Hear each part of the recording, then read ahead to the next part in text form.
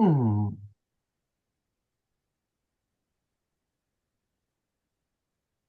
Hello, everyone. Nice to see you all. We are thrilled that you can join us for today's session, which is a 2-hour session looking and reviewing the development of cultural compacts across England. My name's Kate Parkin, and I am Senior Officer here at Arts Council England on the Place-Based Peer Learning programme. For the purposes of audio description, I'm a mid-40s woman with brown hair, pink top, and a fringe. Um, and I'm absolutely thrilled today that throughout the day, throughout this afternoon, we're joined by Ria Ryan, who's Senior Project Manager at Arts Council England on Place, Nick Millington, Chair of Herefordshire Cultural Partnership, Soraya Falconer, Chair of Sheffield Culture Collective, and Max May, Chief Officer for Hay Creative in Hull and East Yorkshire. So we'll be hearing a little bit about them, and the session will be 2 till 4. We'll have a break about 3 o'clock, just before 3, about 5 to 3. And it's going to be followed by presentations in terms of case studies, and we'll have an opportunity to discuss and share and reflect within a few breakout sessions and a Q&A at the end. The session is recorded today, so if any of you can't stay to the end, or for anybody else in terms of sharing and disseminating, this recording will be available on the Place-Based Peer Learning website from next week. We have 2 interpreters with us today, Paul and Claire. Thank you very much. They'll be joining us throughout the day. However, they're not assigned at the moment to breakout groups. If you need additional support and would like them in your breakout group, please just let me know in the chat or by email, and we can make that happen. Thank you. And without further ado, I'll introduce you to Ria. And I'm just going to share the slides too. Great. Thanks, Kate, and hello, everyone. So really great to see you all here today. I'm Ria. I'm, as Kate said, a Senior Project Manager for Place here at the Arts Council, and I've been working at the Arts Council for the last 18 months. I'm a white woman in my just tipped over into my 40s, and I've got brown bobbed hair and a grey t-shirt on today.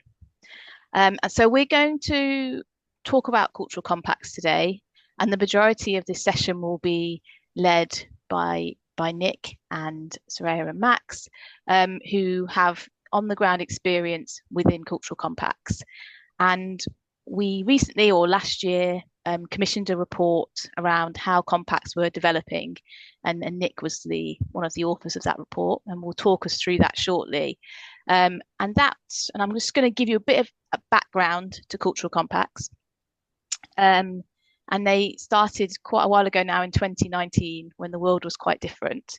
And so the purpose of kind of doing the review that Nick led last year was just to see how things have moved forward since we started back in 2019. So yeah, next slide. Thank you, Kate. So cultural compacts were born out of a key recommendation of an independent inquiry called the Cultural Cities Inquiry in 2019. And I've put up on the screen here the kind of recommendation that came out for you all. And just worth noting that it does refer to a cultural city compact. This research was, or this, information was led by the key cities. So they've always thinking about cities first. But as we develop compacts and the recommendations that came out of that, it isn't just about cities.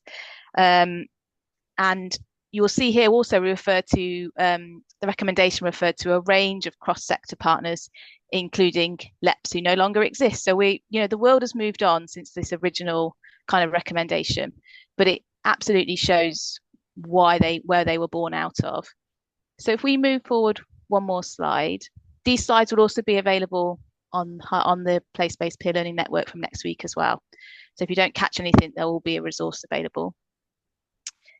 So cultural compacts, what are they? They are local partnerships, providing capacity in the place to lead and to present the views of the cultural sector, but they're very much cross partnership. So they're around driving change, making the most of culture, in economically, socially, as well as that focus on creative and cultural outputs.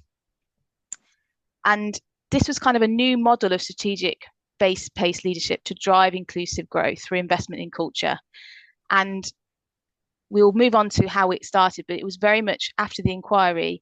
The Department for Culture, Media and Sport, DCMS, were very much invested in this model and how it would drive change. So if we move forward again, and this kind of reaffirms on this slide around the stakeholders. So bringing different stakeholders together to have these discussions with culture at the heart of everything that's taken forward, and making sure and really recognizing, as lots of you on the call already know, around this, the value in partnership, the value in working together, particularly private sector, other organizations that might be in the third party sector, local government, cultural organizations. So bringing everyone together in one format to have those discussions. So if we move forward one more.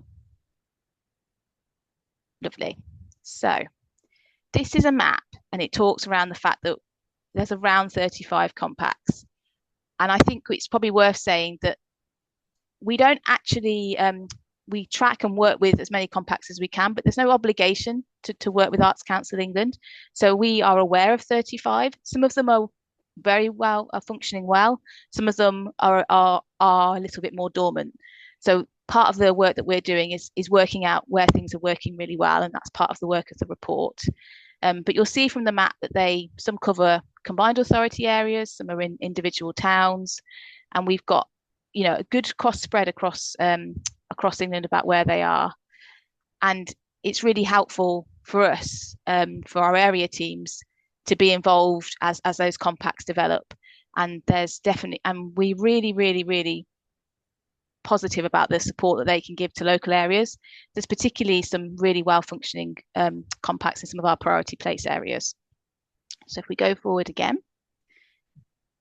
So back in 2019, we did support 20 pilots with some financial support that helped people kick off their work to become a pilot. So there was some grants available, and the list is there for those initial areas that got the grants. And there was an evaluation back then around how that initial sort of 18 months since the grant had taken place. And I'll link that in the chat after I finish speaking. So you'll see here, it wasn't just cities that ended up with funding. There's a kind of a breadth of areas covered.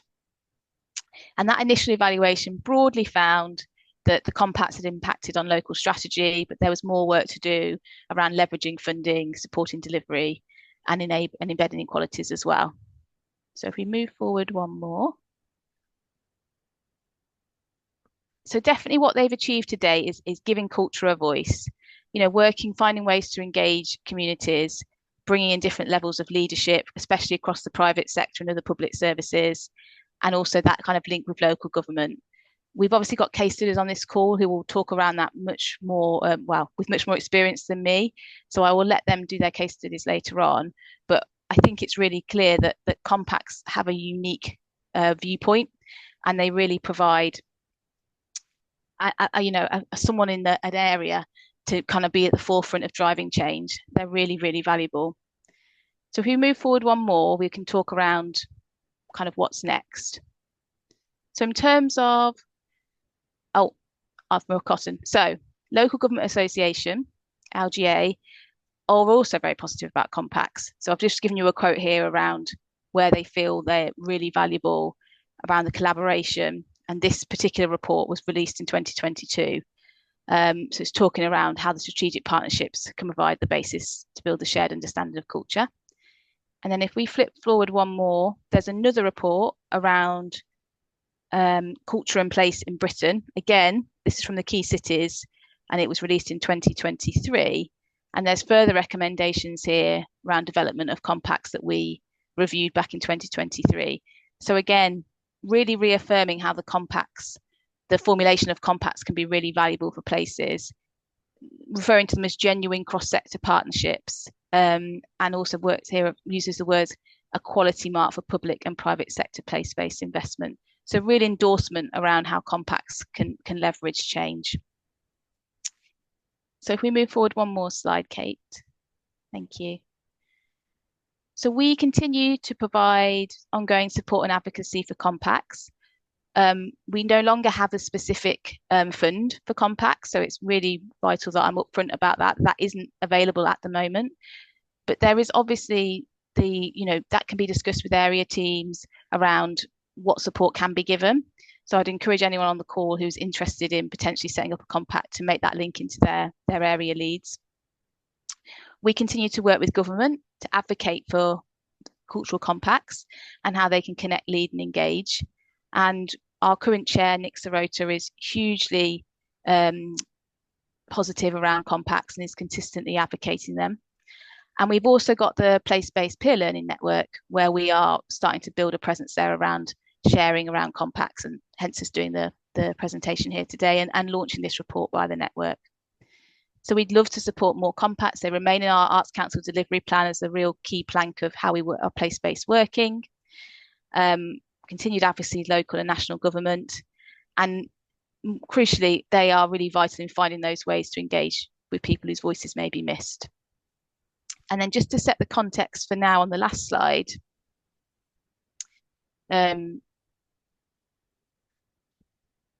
just wait for it to flip forward. So the opportunity, if we just move forward, please, Kate. So the opportunity right now, we're obviously over a year into a new government. We have a government who have just released their current spending review for the next 3 years, and also recently industrial strategy, including the creative industry strategy, which is helpful, very much rooted in place. Devolution, which brings interesting challenges around new layers of government, strategic government, how might compacts feed into strategic authorities. Compacts very much a local, but we obviously have some compacts that cover authority areas as well. So there's different scales happening around. Our current Secretary of State, Lisa Nandy, hugely interested in place and the voice of communities and how arts and culture is created for the communities and where they live. And also that enhanced recognition of diversity of practice and organisations in culture. So huge amount of opportunities, but we're working in changing times. So it's helpful to kind of acknowledge that, and that compacts can really help provide some grounding in places as the kind of the structures are sort of shifting around us. Some areas are obviously more devolved than others. So in the north, there's less change, but in the south, more change coming in terms of strategic authorities. So that's the end of my slides, but I'll be around for the rest of the call and helping with the Q&A later. But it's really today about understanding what's happened in the report and what the report can tell us about the success of compacts to date. So I'll pass over to Nick. Right. Thanks, Ria. That's great. Yes, I'm Nick Middleton, Chair, Herefordshire Cultural Partnership. I'm a white male. I'm wearing a blue shirt, rapidly thinning and greying hair, and I'm in my very early 70s. So I also, just before we start as well, I'd just like to say that yes, I was very closely involved with this report and delivering the report, but I had 3 very good colleagues on this as well. Sue Rigby, who at the time was Pro-Vice Chancellor of Bath University, Rebecca Ball, who at the time was headed up Sunderland Culture, but is now working for and doing some great work with the Arts Council, and Dr. Sally Watson, who did mainly the research work, direct contact with contributors. They were fantastic, so it was a great group to work with, and it's also thanks to the Arts Council for funding and supporting this piece of work. It was very timely then. The report was published in May this year, but in fact, as things are moving on, my own feelings are that it's becoming even more pertinent as well. So thank you everyone who's on the call. And next slide, please. Just a kind of quick introduction.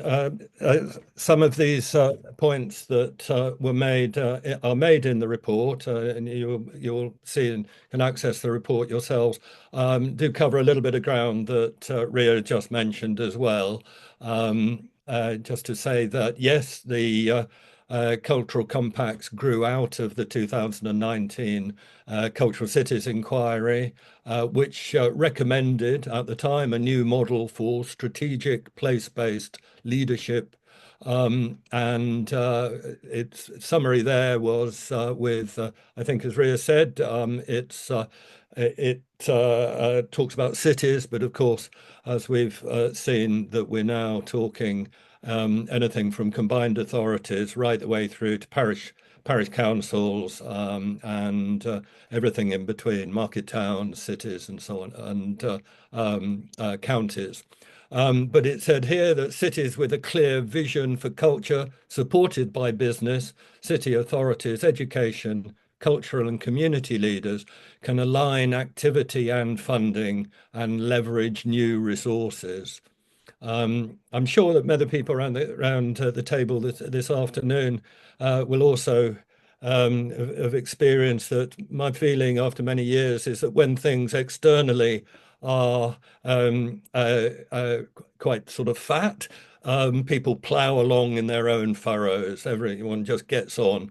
But when things are getting really rather lean and tight and challenging, there is a much more of a will to collaborate and to work together to try and find, I suppose, win-win situations.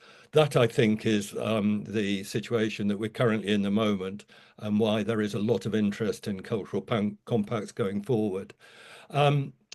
Obviously, when Compact started, then about 5-6 years ago, Arts Council launched its 10-year strategy, Let's Create. And of course, now we're right at that middle point, 5 years. The Arts Council are looking for that next 5 years, 25 to 30. So again, very good timeliness for a focus on cultural compacts. There are now, as we said, we're now between 30 and 40 compacts across England. They were quite difficult to pin down when we were doing the research. That's because a small number of compacts have ceased to exist. They started and then they either wound up or went into abeyance. And some of them funded locally, but not part of the Arts Council or DCMS schemes. So there's a real mix. In the report, when you get down to it, you'll see that some of the reasons for that shifting ground and sustainability, essentially, of compacts. But the relative flexibility and nature of compacts have kind of influenced, the concept of them has influenced developments. One might summarize those as those compacts that were initiated by local councils and independently chaired by a local leader, usually from a business or education or a cultural sector. Sometimes there may be a case for not really developing a new organization, but building on an existing structure or an existing collective. And some compacts, that's where they started. But one thing, and it will come through, I'll mention it again over the next few minutes, but the one thing that was one of those really crucial things that came out is compacts should have a business plan with a clear and measurable aims and publish a report on progress annually. And I cannot stress, from our own experience, I cannot express how important that is. The report identifies 6 broad areas. Sorry, just jumping on to the next slide. But the main objectives for compacts were identified as a coordinated approach from key city stakeholders to raise ambition and align investment and resource towards those common goals. To enhance the creative ecosystem. That was to really bring together professional arts organizations, art centers, community arts activities, and so on, and somehow embrace all of that happening in a place in one area. To create a vision and plan and inspire others to unlock additional local resources from strategic cultural projects, and also to increase success in attracting external investment and resources as well. Again, some of the case studies will give some examples from there.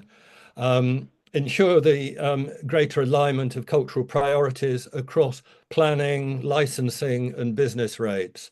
Some areas that arts organizations overlook in many ways, but now with challenges and priorities about high streets, about retail, about new housing, and so on. This is an increasingly important area that compacts can really support and the cultural sector and play a real important part. And to influence the cultural component of other local industrial strategies, but also health, well-being, and spatial and economic plans. I was talking to a colleague of mine at the Arts Council recently, really about the proposal new housing development, significant new housing in so many areas, but the importance there of, for instance, listening and engaging children and young people's voices. Tens of thousands of new people and younger people are going to be living possibly in new areas. Culture can play such an important part there. And finally, compacts are want to be and can be the go-to body for discussion with national governments.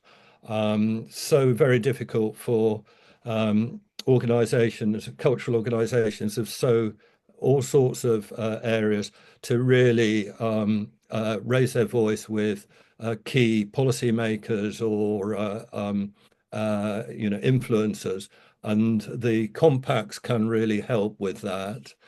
With regard to people in place, local government, and when we say local government, I mean executive officers, but also elected members are often were reported to have been the driving force in instigating a compact, due to the needs of a place, but other actors also step forward, and that include obviously the cultural sector and MPOs. We'll touch more on MPOs in a little while, cultural forums, and then the business sector. And interestingly, property was one of those, has been often evidenced as one of the business sector players, and then the voluntary sector. In terms of leadership, local and regional government context shape compact membership and priorities, but the geography of compacts ranged from combined authorities, e.g. Liverpool, West of England, to unitary authorities right down through to district and parish councils, some combining with other compacts to sit beneath a county council. Of all those that we interviewed, some compacts felt they were best suited and most effective working within a combined authority level, whilst others felt they could address local needs better by aligning with unitary and district councils. My feeling is that as we move forward into reorganisation, devolution, there is much to be done between the relationship between combined authorities and their outlying counties and district councils, particularly within and opportunities within the cultural sector. National agendas and policy I mentioned about Let's Create sits absolutely, Compact sits so squarely and can help Arts Council deliver on the priorities of Let's Create. Having said that, 10 years of austerity measures, COVID, and tightening of the budgets with culture, media and sport have penciled in early. Already we see that was penciled in early in the spending review. Even the creative industry sector plan proposes a significantly increased investment by 2035, and that is good news.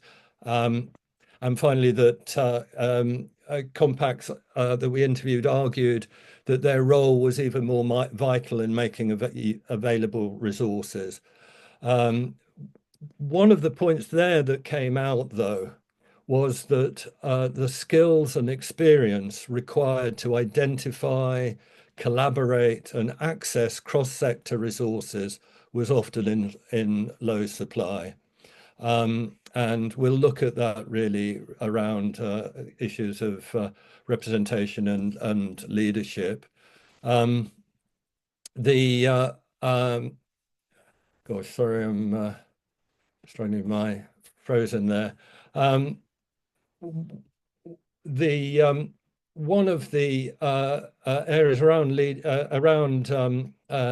leadership was, again, it's slightly strange saying this in terms of I'm currently a chair of a compact, but securing the right person for the role of chair was mentioned by many of the people we interviewed, and was perceived as being critical to the success of their compact, and the importance of an independent chair was identified as ensuring that the local authority and cultural sector would be equal partners alongside other interests, and it's that partnership, in the true meaning of that word, not as a overused convenient term, but getting that partnership to work with respect is hugely important. Sometimes the chair was an MPO, was a leader of an MPO, as indeed I am, and that was questioned by some of the interviewees, partly because they felt that MPOs didn't always share the same language as some of the other sectors that were vital to come in on that partnership. But on the other hand, a chair's pre-existing relationships with other external bodies and organizations was flagged as being hugely helpful in forming and promoting the compact. In terms of representation, organizations and interests represented on the compact's boards were very wide, as we've just been saying, local authority members and officers, cultural sector organizations, businesses, but also NHS, voluntary and higher education sectors. There was some areas that didn't have many NPOs. Others were wary of NPOs dominating the compact. LAs were very aware of the importance of a balanced representation. One or two organizations interviewed also were a little frustrated with some NPOs, feeling they could have played a better supportive role for and get benefits from the compact, but were focused in terms of their delivery on 4 shows a year, X number of exhibitions and so on, and perhaps could have given a little bit more time to the cultural policy development and overall cultural ecosystem that we've just been referring to.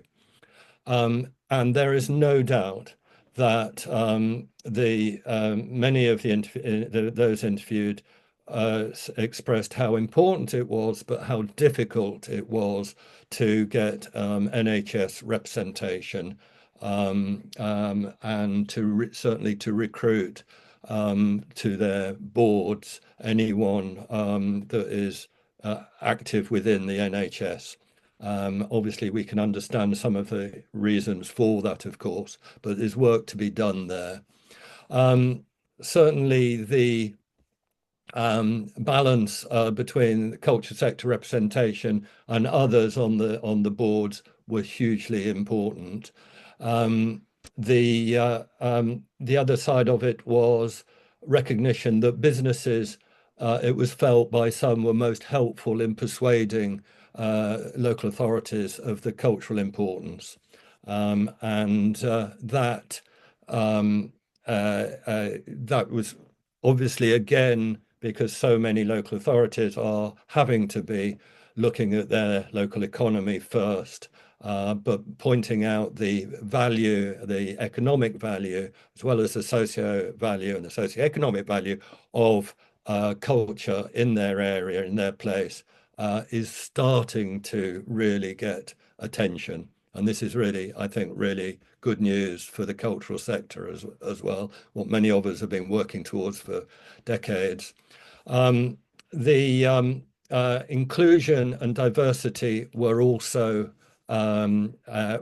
considered a challenge, with some compacts running the risk of being seen as the usual suspects. And I think that again is quite quite urgent to look at how that is managed. In terms of the constitution, and the governance of compacts, we found compacts had a range of corporate structures that were related usually to the stage of their development and also to their long-term vision for the compact. So typically compacts that were just starting out as a small group of individuals, they were often convened by a local authority, and with any funding being held by the local authority or perhaps by an MPO. But whilst determining how the constitution and governance and operation of a compact might develop really depended on how that compact defined its role. So did they see themselves as solely a strategic group, or having a role in delivery and supporting delivery of cultural activity and programs, or whether they saw themselves as fundraising and then to deliver projects directly. All of them have their strengths, but all of them need watching and being clear about, because that will inform what sort of constitution as a compact progresses. That might be moving towards being a KIC with budgets transferred to them, and others considered from the outset registering as a charity or as a CIO. But many did then find that it was difficult to get off the ground because, again, of the additional administrative and social and charitable commitments that were required. And so getting it right from the outset in terms of governance or keeping it under review, hugely important. So finally, to compact kind of core activities, inward-facing, place-based role. If a compact was seeing themselves in that way, then developing an evidence base and a strategy and assessing local skills and knowledge, researching, consulting, and producing a cultural strategy and action plan. That was where the most internal work was felt was needed. And then on the outward-facing role, in acting as a coherent champion of culture in a place, through widening those engaged in culture through creation of a cross-sector boards, very important. Compacts broaden their access to national networks and platforms to advocate more strongly for their places. And then role in leveraging investment in culture. Compacts could direct how funding coming into local authorities. Good examples more recently are through the Levelling Up Fund. Some compacts played critical roles there in informing and helping shape the portfolio of those capital projects. UK SPF, High Street Regeneration Funding, all of those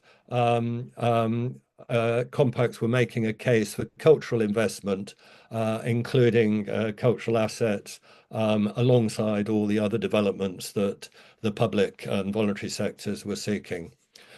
In terms of key relationships and status, I've talked a little bit about that in terms of local and regional government, hugely important. In Herefordshire, for example, for the first time in my experience, the compact is represented on the local authorities economy and place board, and that means it sits around the table with environment, planning, infrastructure, economy, and so on. And that is was a very welcome in this particular authority, was very welcome recognition of the role of the compact. Others had weak relationships with local authorities and were struggling to be heard, and some, I don't know how many, to be honest, the report doesn't cite, but really were trying to keep local authorities at arm's length in order to maintain the independence. But good luck to them. And another key relationship, of course, was with Arts Council, and many reported Arts Council support and advice, acting as a critical friend and facilitating new cultural connections and collaborations. Finally, really the outcomes, many felt reporting requirements would be useful going forwards, while welcoming the flexible nature of the concept, it made it difficult to quantify outcomes, and that's going to become more important as we move forward. So getting the balance right there. Talked about successes, attracting public and private investment, diversifying talent, and boosting place, and crucially again, cultural property. And the success that compacts have of getting people into the room, the importance of a shared voice, ensuring culture was not left out of conversations about planning and development. And while all these points show the positive impact of compacts can have, it highlighted the extreme constrained financial environment which compacts are operating in. And I think that last point really was one of the there were four or five recommendations there. Pointed out that compacts are financially light, and it's vital that there is adequate investment to support the board for administrative purposes, developing networks, funding bids maybe, but also sustaining a website and content on socials. Compacts need a business plan with clear measurable aims, and they need to publish the progress reports. Training and leadership development, mentoring and opportunities to share knowledge and experience. Peer learning and an annual conference is recommended. People were hugely grateful for the conference a couple of years ago in Coventry that was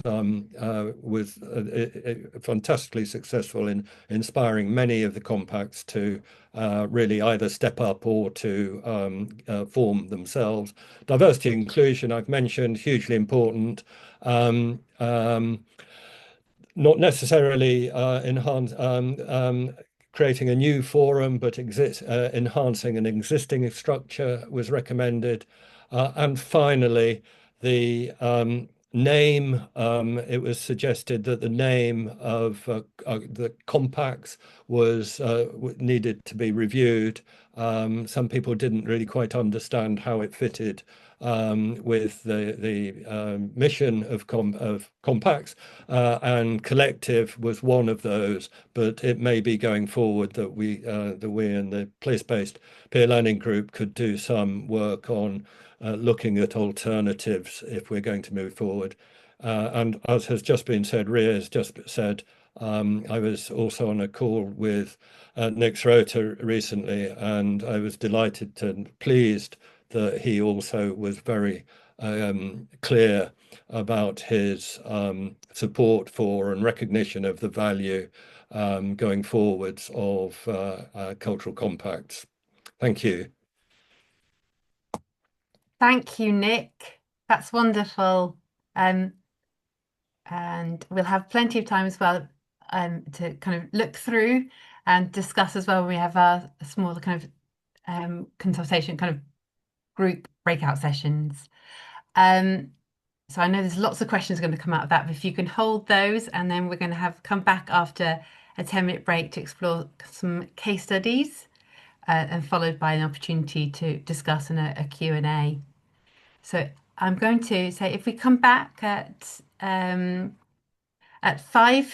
so 10 minutes time, at 5 to 3 in 10 minutes, that would be great. I'll just put that in the chat. Thank you. Okay.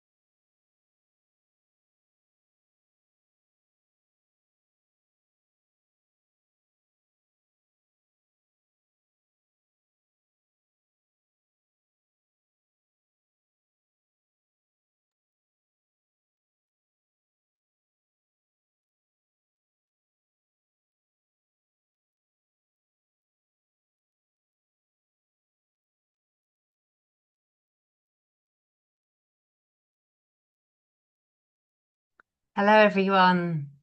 Welcome back. We're now going to have a case study about a current cultural compact from Hull and East Yorkshire. And I'd like to welcome Max May. I'll share your slides, Max. Oh, fabulous. Thank you very much, Kate. Hello, everybody. My name is Max May. I'm a white man in his early to mid 30s with the glasses of Deirdre Barlow. And I'm really excited to be here talking to you today about our cultural compact in Hull and East Yorkshire. Hopefully the slides will appear imminently. Yeah. I think we should be. There you go. Thank you so much. So Nick was sharing some, really interesting perspectives in how different compacts are formed and their kind of governance structure. So I just thought I'd start by telling you a little bit about ours. There we go, it's coming. You can start from third. Yeah, the next one. Fabulous. Oh, Kate, I might have done that annoying thing where you have to click a lot. There we go. Thank you. So at the moment, Hey Creative, which is the cultural compact for Hull and East Yorkshire, is a constituted partnership with an accountable body. So we decided not to set up a brand new organisation to begin with, but to operate under a partnership model.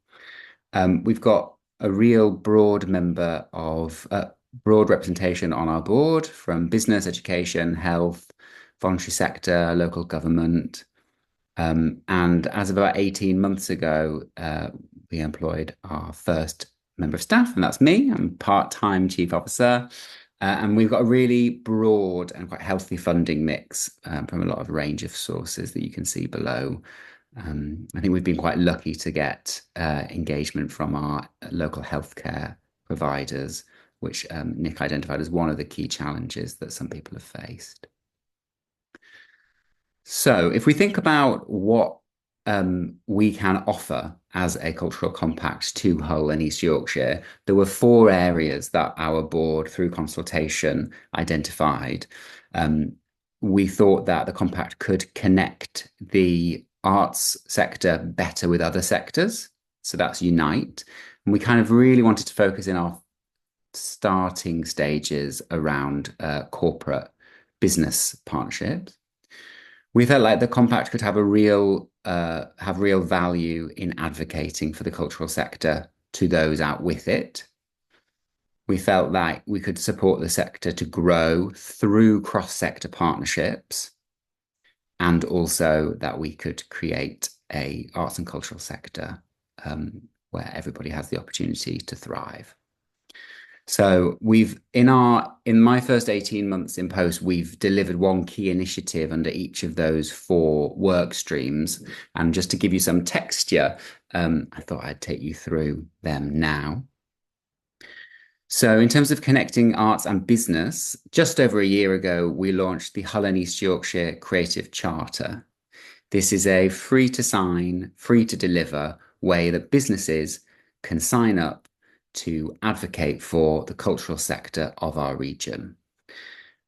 We now have 115 signatories to the charter, and that is from freelance bookkeepers in their back bedroom all the way up to kind of £1 billion turnover multinationals.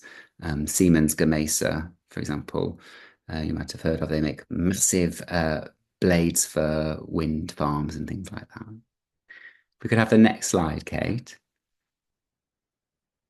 There are 4 areas that the signatories deliver across, and guess what? They're the same work streams that we deliver on, because this is exactly what we want to be focusing on for our delivery. So there's one core commitment that businesses have to make under each of these areas. And as I've said, they're free to deliver. And we like to think of it both as a ladder and as a prism. So if you've perhaps a business and you've not supported arts and culture before, you could knock off one of your 4 commitments every quarter. Or if you're already a business that contributes a lot to culture, you could view the Creative Charter as a prism through which you talk about your existing commitments as well. Could have the next slide. What we found really important with the charter when we launched it is making sure people had loads of resources and assets that they could use to shout about it. So we're getting high visibility. And we also did some research to support businesses to be able to talk about the impact that culture has across Hull and East Yorkshire.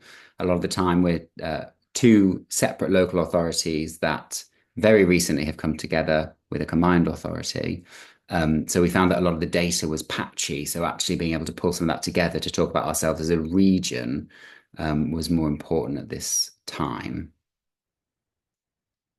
Next slide, please. So here are just some examples of people who have celebrated the charter and who've joined the charter. So Hull Trains and Hull Truck are now in their 5th year of a partnership together, but they were able to talk about doing so as a signatory of the charter. Andrew Jackson, who's a solicitor across the Yorkshire and Humber region more broadly, had a really, I think, quite clever approach to sponsoring Freedom Festival, which some of you might know takes place every summer in Hull. Essentially, they were celebrating their 150th anniversary and thought that a really brilliant way to support Freedom Festival, who were looking for a major sponsor, was to invite some of their VIPs to a pre-festival performance of one of the pieces. So their kind of bigwigs felt, oh, we'd been treated to this really special thing. It's been a kind of a champagne reception of a performance that no one else has seen yet. But it was also a really nice way of Andrew Jackson supporting the cultural sector financially. And then just an example of a non-financial commitment, there's a alternative art school in Hull called Ferrell Art School, and they've partnered with GF Smith, who are quite a well-known paper maker, and they have had 10 artists doing a placement, learning all about the construction of paper and the dyeing process and how that can be incorporated into artistic practice. So that's not cost GF Smith anything but time and some thinking, but has resulted in some really brilliant pieces of work and brilliant development for those artists themselves as well. Next slide. So as I mentioned, we've very recently come together as under one combined authority, and that also meant a election of a mayor for Hull and East Yorkshire. So Hey Creative, we ran, I think, 7 consultation events to support the sector to understand what devolution meant, what it could mean, how culture could contribute, but also doing some expectation management around the fact that there were 4 key strategic themes for devolution, and that culture wasn't necessarily included as an area that was going to be getting a significant amount of funding, but how could we position ourselves to contribute to those 4 strategic themes? And we did that in the form of a manifesto, which you can see us holding here. And we were able to get all 6 candidates to sign up to the manifesto before the election, which was really important. And so we have, again, the 4 themes. We have asks that we're making of the now elected mayor under each of those. And those asks also demonstrate the value that culture can have to the mayor as well. And I think on the next slide, there's a picture of our hustings as well. So we had a culture and visitor economy hustings that we co-hosted with 180 people in the room, being able to hear directly from candidates what their approach to culture would be. In terms of how we are supporting the growth of the economy across the region, we received some funding from the British Council to specifically look at international connectivity. Hull and East Yorkshire has a very long coastline and has some really strong international connections. But we identified that post-Brexit, mid-global warfare, crises, international working was becoming more and more challenging. So we commissioned some research from CADA, who were based between Sheffield and Gateshead, and they were able to identify for us 4 key regions where there were strong non-cultural links that could be further amplified through the addition of culture. So an example is a part of Beijing called Feng Tai, which Hull is twinned with, and there's a delegation coming over from Feng Tai next week, and I'm part of that kind of welcoming and dinner committee to meet them, talk about arts and culture in the 2 regions, and we're going to explore what we might be able to do together. And then we released a report which is on our website, or there is a 1-pager, because I appreciate not everyone has the time to read a 32-page document. And finally, we wanted to think about how, through a cross-sector approach, we could support inclusivity in the region. And the way that we decided to do this was through getting involved in Discover Creative Careers Week. This year, Discover Creative Careers Month. And we found that nowhere in Hull and East Yorkshire had been part of this national programme before. It's DCMS funded, and it's for the whole creative industries. And what we decided to do was we worked with our local cultural education partnerships to host 11 events across the region. But we perhaps more importantly, ran a public and press campaign where we got business leaders to speak about the importance of creative and cultural skills. So yes, we need the ballet dancers of the future, but if Fatima wants to work in cyber, then her creative and cultural skills would be very well used there too. So I thought it'd be interesting just to reflect quickly on some of the secret sauce, what we think have been key components of our success.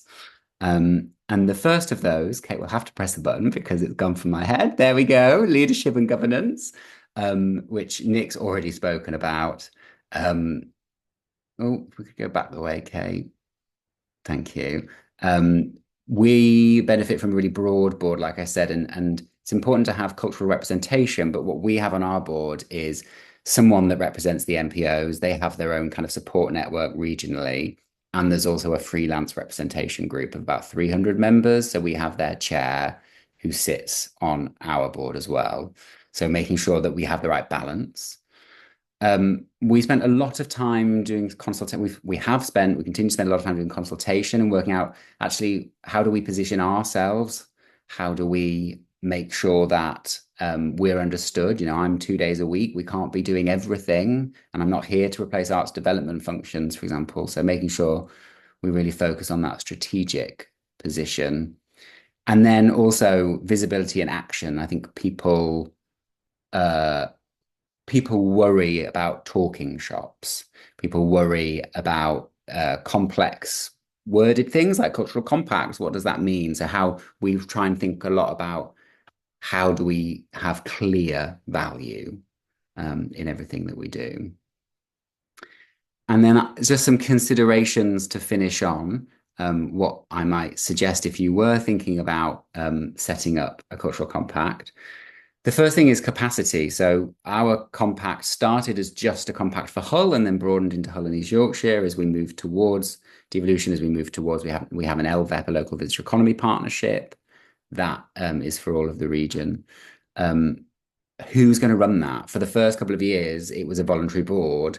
And I like to think that we had like a brilliant car. It was a super shiny car with loads of thoughts and ideas and you know, engineering behind it, but nobody to drive the car. So that's what Paid Resource has done for us here in Hull and East Yorkshire.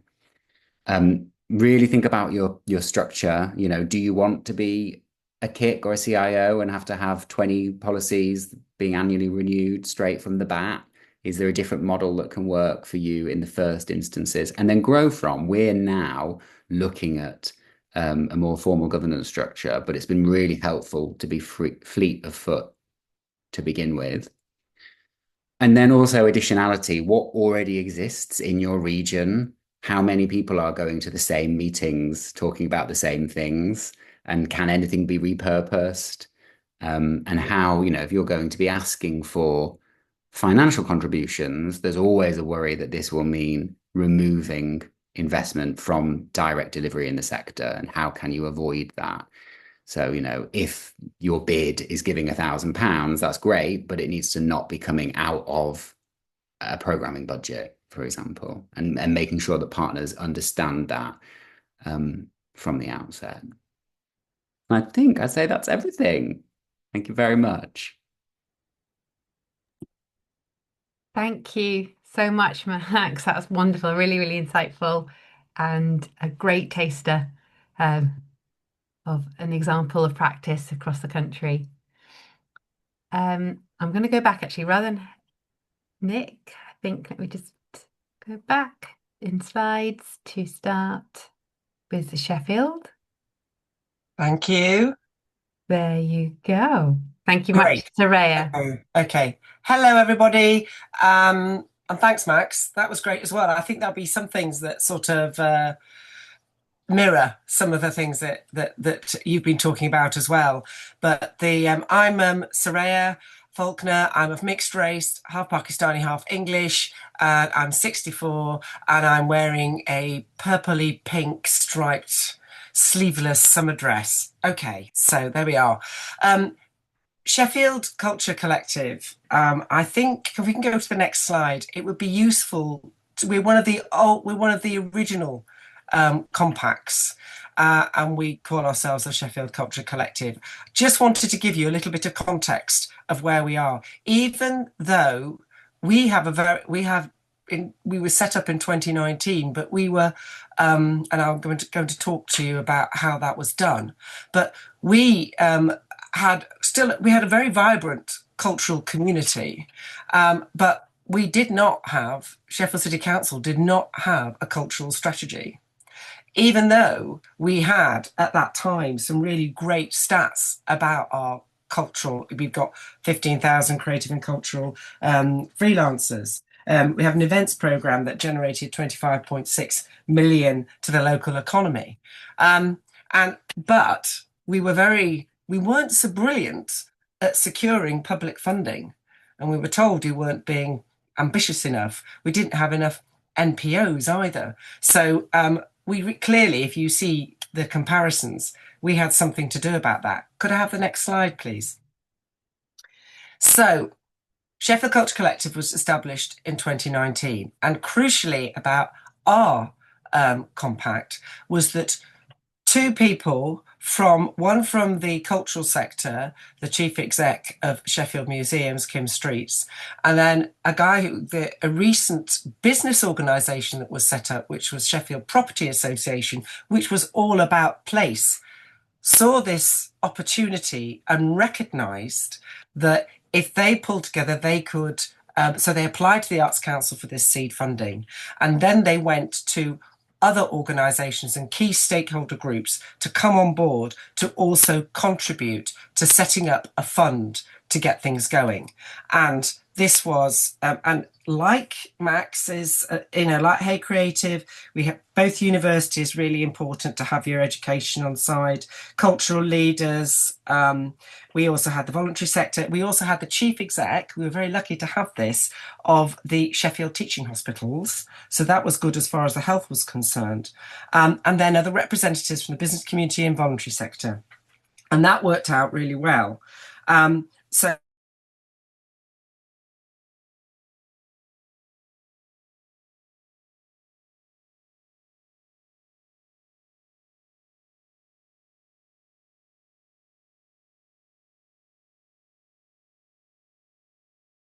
as vice chair 3 years ago, and then became chair 2 years ago.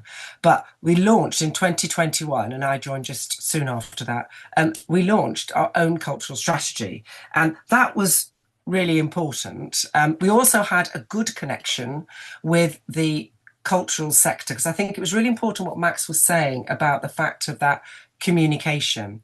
And Sheffield bid for the Sheffield City of Culture, the City of Culture in 2011 and didn't get it. And out of that came what was called the Culture Consortium that was formed, which was to say, as cultural organisations, if we work together, we might be able to bring in more investment into this city. And over the next 5 years, they managed to bring in £2 million of public funding into the city for different festivals and initiatives, and that worked really well as far as being able to have a body that was working very much together for culture. So the Culture Collective also had the chair and then chairs of that body are on the board as well, and it was very much a strategic board, and that's what I said about stakeholders. And what was most important about it was a safe space to be able to debate and discuss. And the local authority was also a key member of that. And so I'll move on to the next slide. As part of our own cultural strategy that was launched, and I know I've got 3 buildings here. So these are 3 potentially capital projects, heritage projects, but very much very much cultural projects. So first of all, it was to preserve graves, an art gallery that was active in the city centre, and that building needed repair. That's ongoing. So in this intervening period, we've managed to be able to drive some of these projects. Also S1 Art Space, the one on the right, that secured, we worked with them to help secure levelling up funding, which Max also talked about, and Nick also talked about, and they're in the process of renovating that for their organisation, artists and gallery space. And then also we've also got Harmony Works. Now Harmony Works is a real true collaboration, and that is a building that has now been secured to be the national centre, a national centre for music education.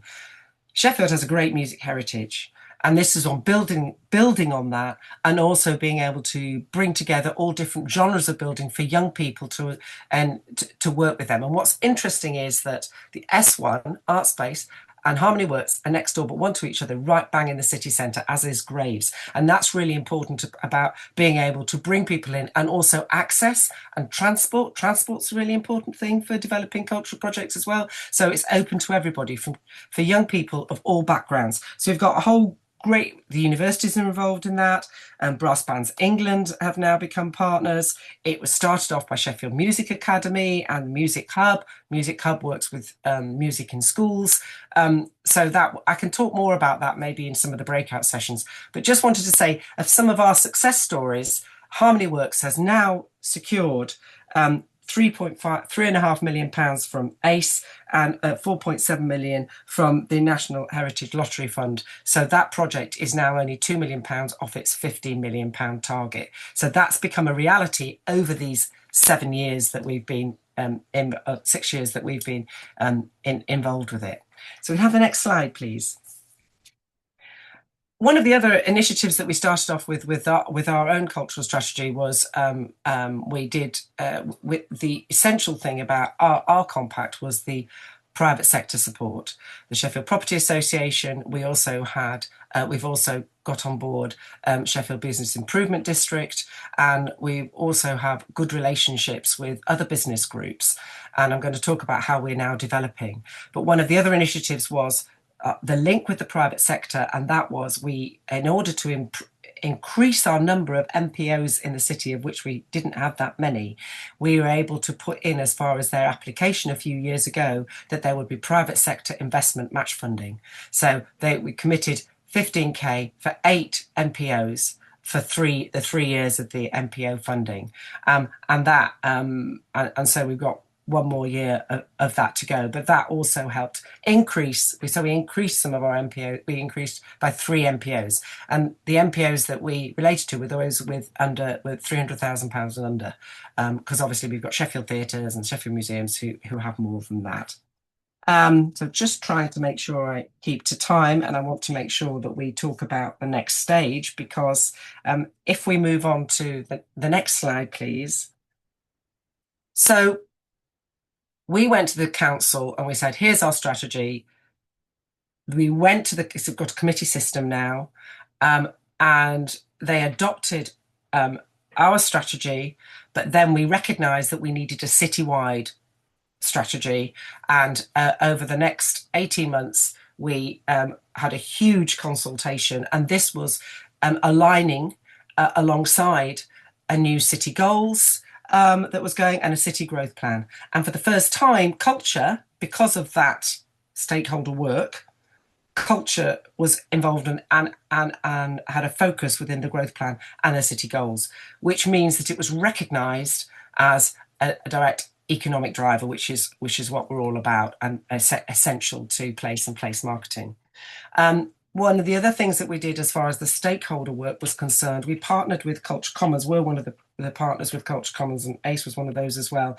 They had about 30 partners for their first tranche of activity, but that was about contributing to national policy and also particularly to devolution. And that is also one of the challenges that we have had as far as this is concerned, because we have a mayor in place. We had a new mayor during this period of us developing the cultural strategy, etc. And so Oliver Coppard, and so developing that relationship is key. And we've got challenges ahead because we have not been identified in the recent Lisa Nandy piece of being one of the 6 priority areas, mayoral authority priority areas. So we've got work to do on that, but we are actually making inroads into recognition nationally for the work that we're doing to move things forward. And we've got a good relationship with SIMCA, the South Yorkshire Mayoral Combined Authority, and we are also part of their sort of they look to us also to support some of the advice on culture, which is another really good thing. So if we move on to the next steps, out of this new cultural strategy, the governance, the cultural governance of the city is now being, in the next 6 months, we will have a new outlook. And this made us relook at what we've achieved so far as the Culture Collective, and what are the things that are the most use for our cultural community. And one of the things that we know that has worked is our advocacy and influence. And we're going to continue to do that. And that's going to be one of our big focuses. And also this partner working with the private sector. We're also establishing a pro bono initiative, which is a sharing and matching of skills between the private sector and some of our cultural organisations like business planning, etc., which is really good. And also, we've now realised that we've had lots of people on there. We're now refreshing our board as well and establishing some working groups and action groups to drive some of these initiatives in those areas. We also have an LVEP in our area as well, so we're closely related, and I sit on that, and we're closely related to that as far as destination management's concerned for different activities, etc. So, and different festivals and organisations. So the Culture Collective is moving into another arena, and one of the other areas which is really important as far as development of business is the creative industries, and encompassing some of our TV and film. And we've got Warp in our area, who did the recent Adolescence, and gaming, and a whole range of design. Publishing is another big thing, because we hold Off the Shelf Literature Festival every year, one of the largest festivals in the north. So that's where we're going to next. And so we've got a refresh that will happen in the autumn, and that will then relate to the new cultural governance, if you like, of the city as well.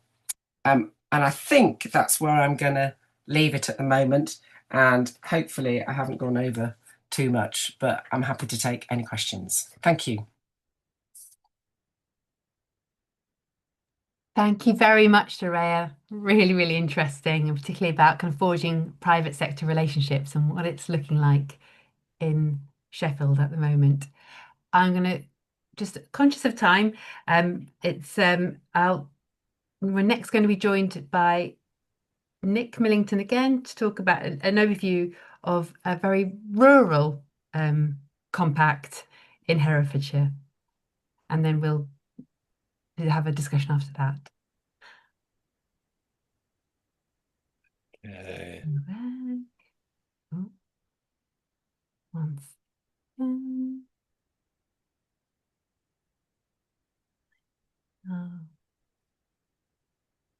Yeah. Right, great. Thanks very much, everyone. And thanks, Soraya, for that, and Max. That was really good. I found those really helpful as well.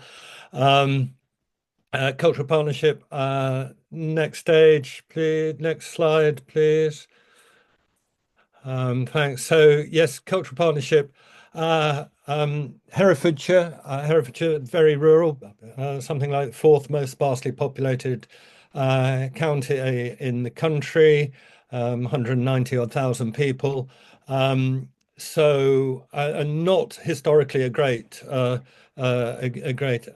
supporter or advocate or critically engaging with culture in terms of local authorities or the socioeconomic world. Obviously, a great strong rural culture in itself, which included much creativity, but no real recognition of it.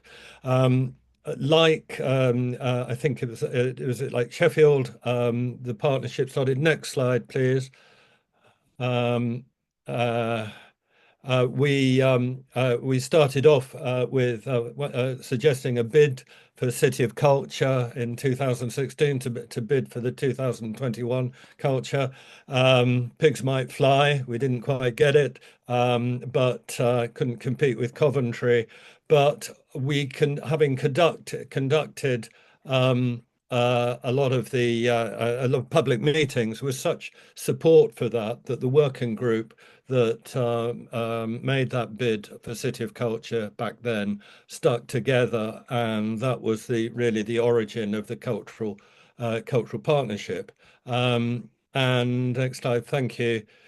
So the partnership, we constituted quite early on. It's constituted as a company limited by guarantee. Board members, it says there, on work on a voluntary basis. We have a 2-day-a-week part-time administration at the moment.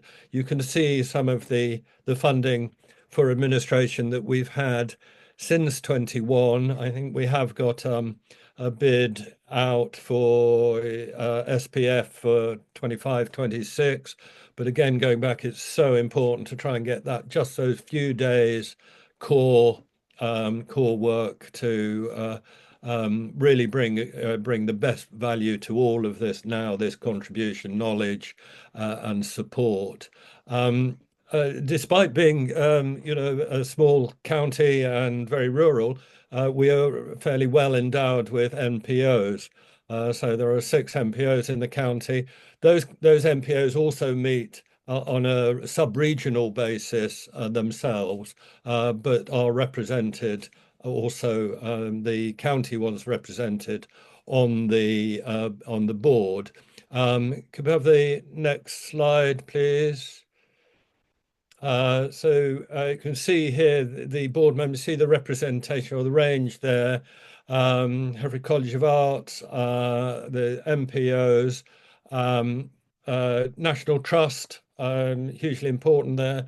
A number of festivals, Chamber of Commerce, Business and Commerce, also very important. We didn't talk earlier on about the role of the visitor economy and tourism of visitor economy, but we have the Herefordshire County bid, which is an LVEP on there as well. That's also been hugely important. Then we have 2 representatives, both officers from Herefordshire Council. Both are very proactive. In fact, Damien Everards is the relatively new museum director, and the Hereford Museum was a beneficiary of the Largest Towns Fund investment, which has since managed to attract the same again. So it's £20 million to redesign and put a fantastic new county museum in the centre of Hereford. And Damien also obviously working very closely hand in glove with Herefordshire Council as well. Some other festivals there, Hereford Cathedral, and that also then represents the diocese for Hereford. Hay-on-Wye, Hay Castle, heritage is represented strongly as well across the board there, but also Hay being, depends which street you're in, but partially in Powys, and so there's a useful crossover with Wales, being right on the border there. So next slide, please. We mentioned the first job of the partnership when it formed was to produce a cultural strategy, 10-year strategy, and we are now, as we speak, just in the process of we've just commissioned and had a review of the last 5 years, and we're now doing a refresh of the strategy. It's worth saying that when we founded the partnership, produced the strategy, Herefordshire, our local administration, our local authority, was a green independent partnership in terms of political colours. And then 2 years ago, we had local elections, and Herefordshire returned to a conservative minority Conservative council. What was important there is that there was a cultural strategy that the new authority inherited, It could have said, we're going to change all this. We've got our own priorities. But because of the success of the first 5 years on the existing strategy, the new administration were very keen to embrace it and are supporting a review and a refresh of the strategy. And that over the many years going back, I've seen these strategies come and go or just sit on a shelf. And at last, Herefordshire Council and County has got a continuation of a strategic plan for cultural development and creative industries in the county. Next slide, please. Thank you. As a build-up and as part of that, both the partnership itself has raised funds and commissioned a variety of reports, a selection of them there, but again, building the case of the socioeconomic value of creativity and culture in the county. And now you'll see in that 2050 economic plan, now culture is firmly embedded there, which is, for us in this small, very, very rural county, is a complete turnaround from 10, 15 years ago, where most policymakers, most influencers were sure that anyone who had a creative interest or anything was primarily just doing it in their spare time or had enough money to go and see shows or whatever. It was not considered to be a creative business or a sector in any way. That has completely changed, I'm pleased to say. And I've come across that in a number of other rural counties as well. Next slide, please. So this journey here, in terms then of inward investment, the first really demonstration of the cultural partnership as attracting investment and then supporting and managing that was under the Arts Council's Great Place programme, and that attracted 750,000 into that programme, and of course that with it brought a range of other both in kind and some cash partnership funding as well. The cultural strategy also benefited hugely from that, and in terms of delivering outputs, expanding the board. The report that we produced, 9 Ways to Supercharge Herefordshire's Cultural Sector, was very important beginning of last year, and then now most recently, the Cultural Partnership has wanted to challenge or rather deepen the understanding of rural as a place. If you're sitting in a major city in Birmingham or Bristol or so on, or London, let alone, one will think often people will think of Herefordshire as a rural county, without really, and understandably, because there's very little sort of evidence of visual and accessible evidence to say that these rural counties all have different places within them and different cultures and so on. And we really wanted to, a project of work that was enabled different communities in different places within a rural county to be able to engage creatively and produce work that spoke about their place.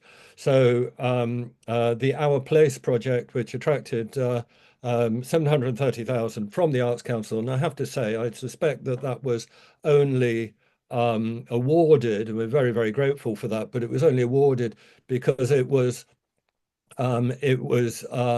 leveraged by a contribution both from Herefordshire Council and public health to, I think, another 100 and some odd thousand, and that was a very significant commitment by the local authority to culture and to a project.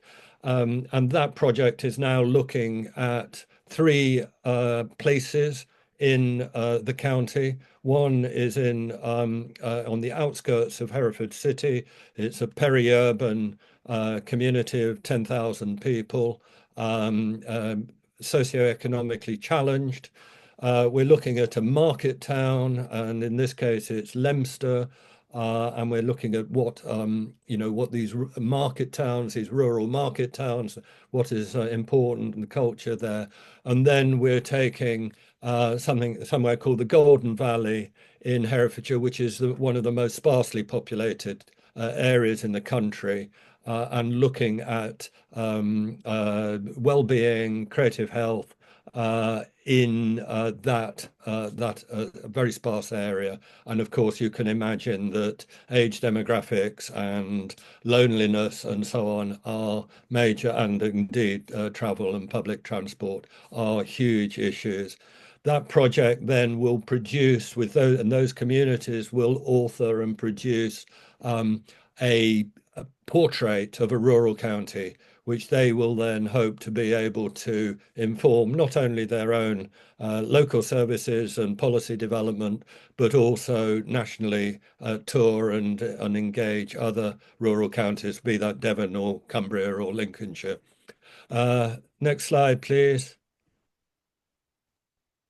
Yes, there we are. Those are just the descriptors there. They're on the Cultural Partnerships website, which is called the Shire. Please do have a look at those. They've been very transformational again within one county. And next slide, please. Okay. So thank you very much. Thank you so much, Nick. Thank you. Again, very different and great to see and hear about that for Herefordshire. Yep. Just looking at timings now, we were going to have some breakouts.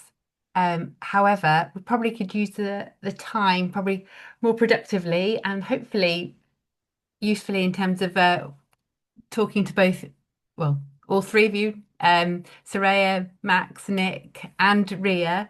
If we do a kind of Q&A, and I will stop sharing, and then we can see everyone's faces and allow for questions, both in person. You can put your hand up, or just if you put them in the chat, myself and Ria will try and read through them and call them out and try and respond collectively. So I'll just stop the share. And I'll spotlight us all, so the main speakers. Kate, shall I just add at this section that you've added a link into the chat to the report that Nick spoke around at the beginning of the session. It will shortly be published on the Arts Council's website, so there will be a link coming in the next few days, but it will also go onto the Peer Learning Network as a resource next week as well. So it will appear in many places, but if you're on the call, you can download the report now and take it with you off this call, but it will be published online very soon. Thank you so much, Ria. Thank you. Would anyone like to start with any questions? We've got a question. Oh, brilliant, Ria. And it's for Max. So Max, can you say a bit more about the way in which you built the mixed funding model for your compact, which you referenced?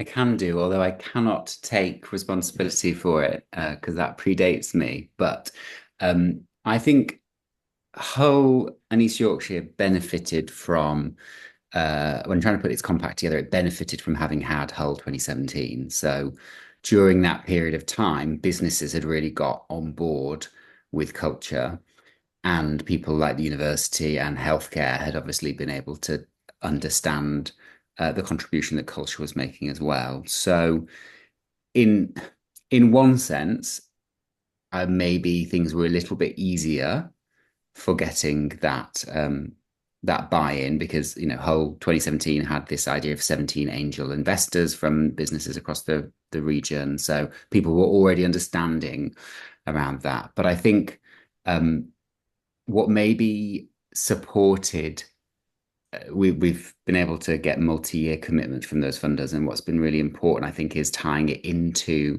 that notion of devolution and wider regional working. That's been on everybody's agenda. So, we have an ICB that covers a huge area, it's North Yorkshire and Humber, but we also have, as I said earlier, our local visitor economy partnership was being formed to cover the whole region. So I think being able to play into that strategic regional piece has been really important for us.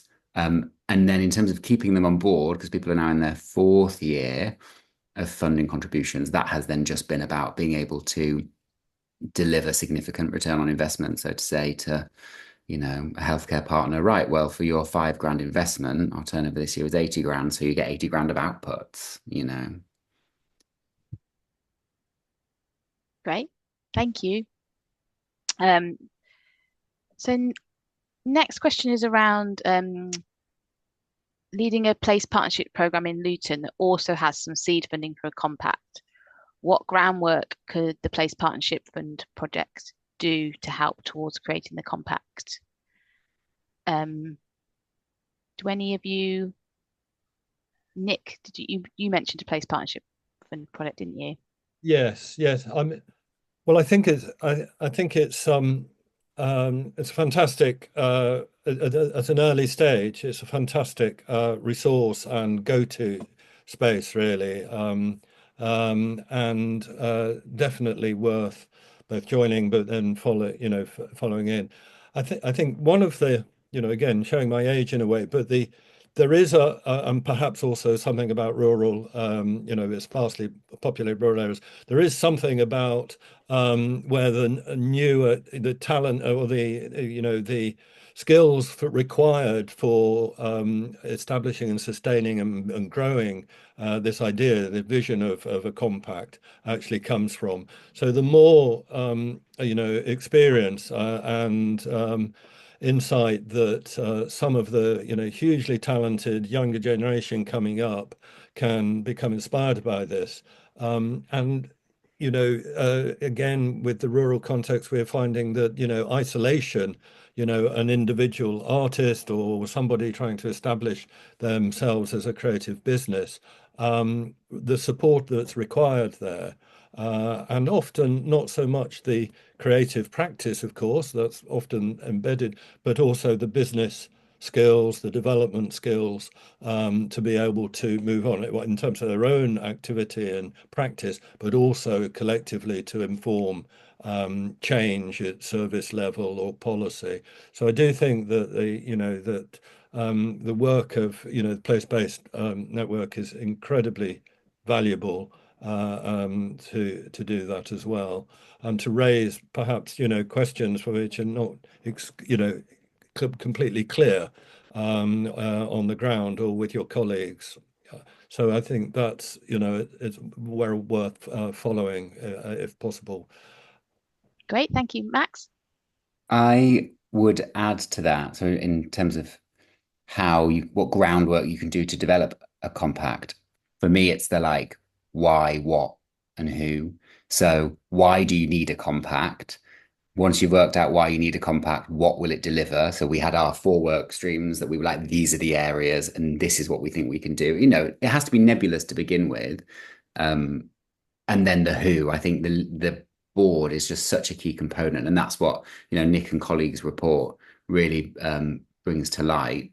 But we have been able to, and it harks back a little bit to the question I received before, is we've been able to make much more greater strides strategically because we have senior people from the ICB,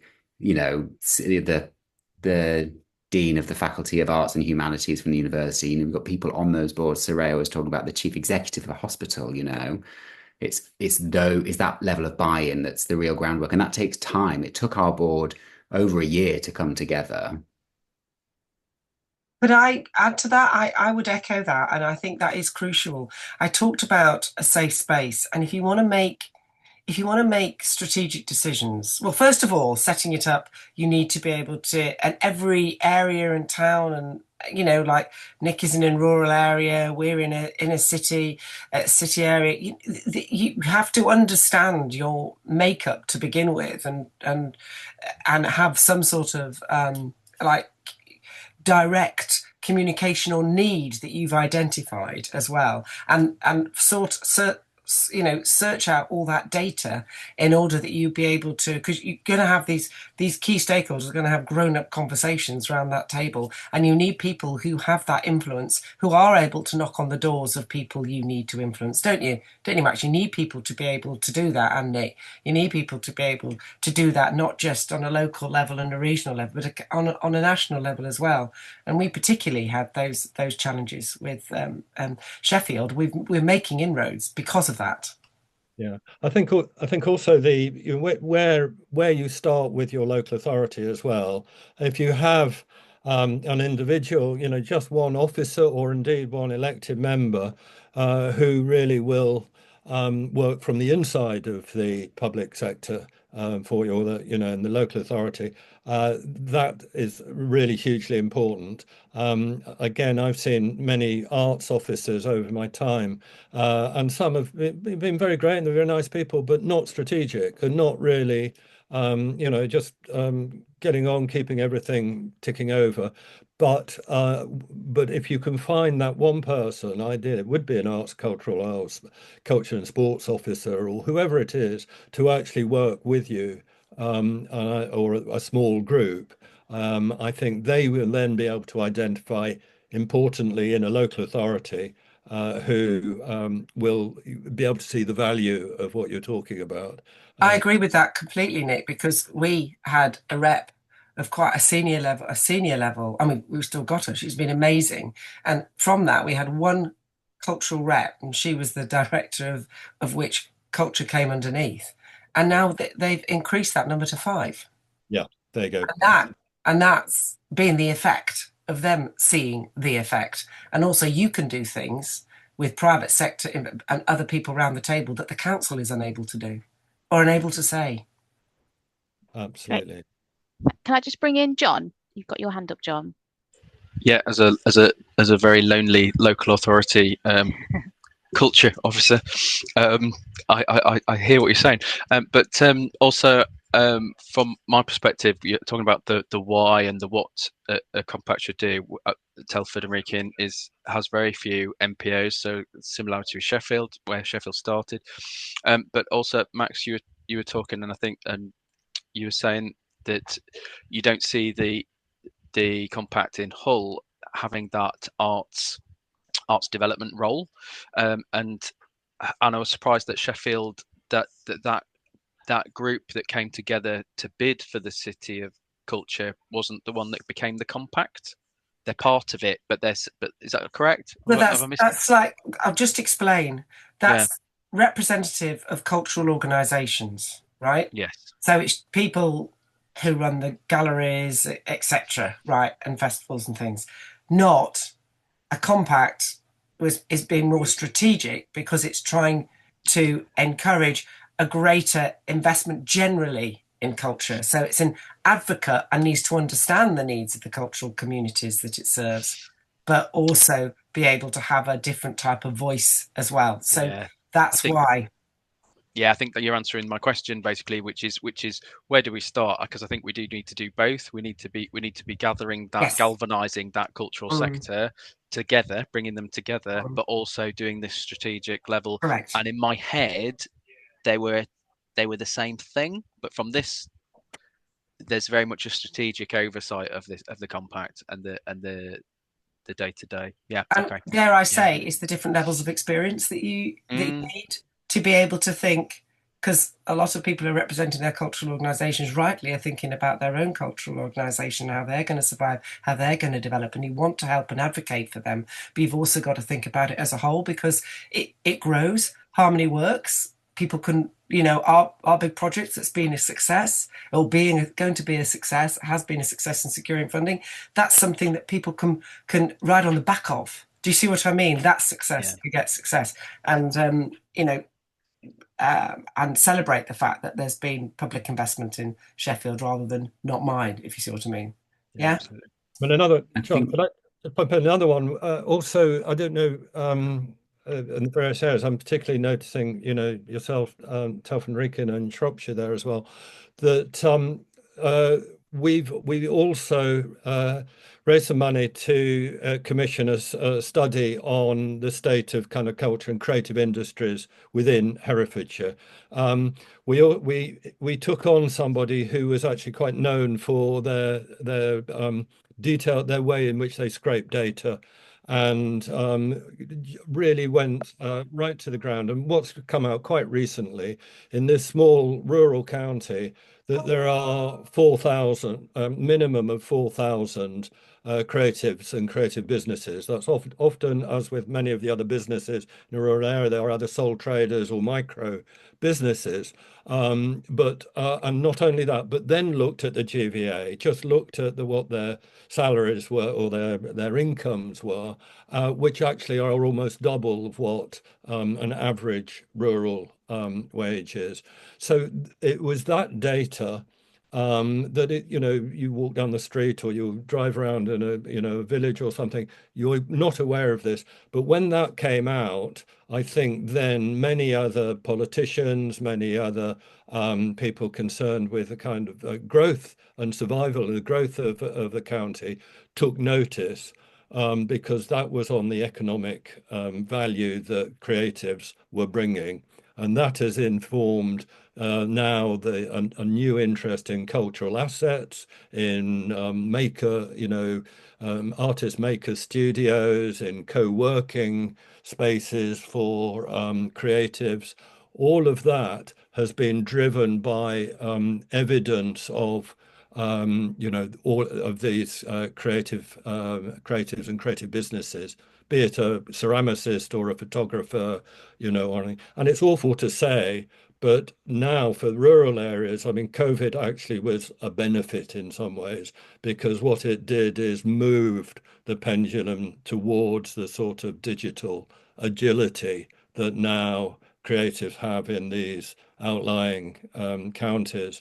And people were feeling they no longer had to live in the center of a major city. They could work out of one, or they could have a business or trade, but they could live and bring up families in these more sparsely populated areas.